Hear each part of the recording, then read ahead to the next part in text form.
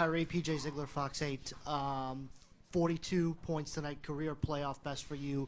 What was the difference, and when did you kind of flip that switch, if you will, there in the second half? We knew going into halftime that we hadn't played our best basketball, so it was a conscious choice that we had to make on our end.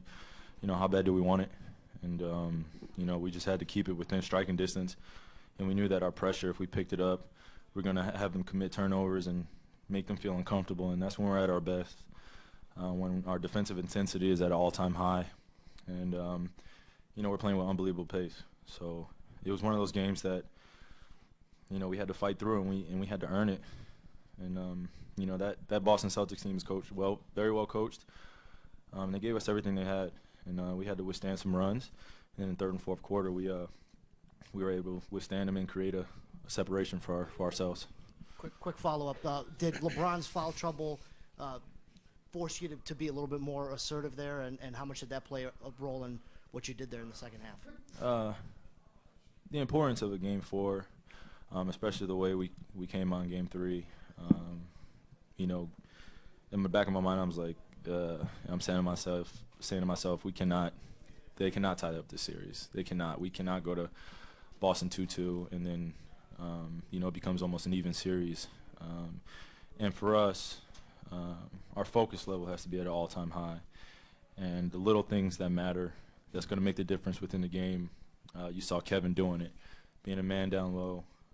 Tristan, JR giving us some great minutes. Richard Jefferson, Darren, Kyle, everybody's effort. We needed everything tonight, and and we all need that from one another in order to be a great team, especially for what we're trying to accomplish. That Celtics team is not going to give up, and they're going to continue to attack us, and we have to be able to face adversity, look it in the face, and say that you're not going to win today. And I'm telling my guys on the court the whole entire game, we've been through this before. We've seen this, we've experienced this, and we're going to get through this. And from that point on, it clicked. Shai Goldenberg, Hoops Israel. Congrats on an excellent game. In that scary third quarter moment, did you feel like you need to get back up and keep setting the tone? And what's your condition right now? I'm just thankful that I've twisted my ankle so many times that, plays like that, you have two choices. Either you could, sit there and kind of will in the sorrow of you actually twisting your ankle, or capture the moment. And, my adrenaline is still going at this point. So I'm pretty sure when I get home, my body will probably hate me, but it's the magnitude of the moment and what's at stake. And I wasn't coming out for any margin. I wasn't coming out. I knew how much we needed this game and how much my teammates needed me, and the importance of me leading these guys as well as Bron. So. Kenny Rhoda, WHBC. Kyrie, what is it with you in big moments? Why do you seem to flourish in those moments and rise to the occasion? Just being prepared mentally first, and then letting the physical tools that God has blessed me with take over, and really being just fearless in terms of my approach. When you have a special player like Bron on your team, sometimes you can get caught watching, and you allow him to be great.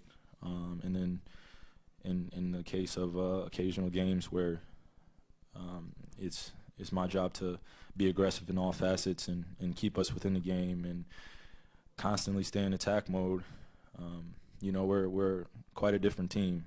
And when we're doing our defensive end and my teammates are able to get stops and we're out in transition and we get some easy layups or some easy shots, then I'm able to ISO at the elbow, get some quality looks.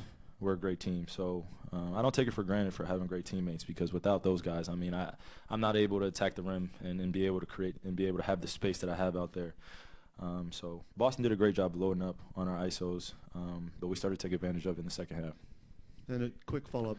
Why does this team love adversity? That's sort of a complex question, but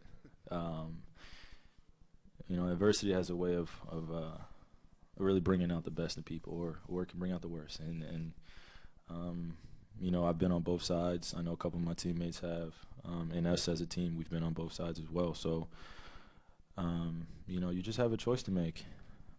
and it has to be a fearless approach, and it comes from up top from our leadership. I'm not going to waver. I'm not going to show any signs that of giving up or anything of that matter. And my job is to continue to play and continue to lead these guys as best I know how. And it's a difficult task, but adversity is part of life, and it's a part of the game, and it's just basketball. And if you leave it all out there, and you can look yourself in the mirror after the games, and you gave it 150%, that's all you can ask for from yourself. Dave McMenamin, ESPN. Kyrie, I'm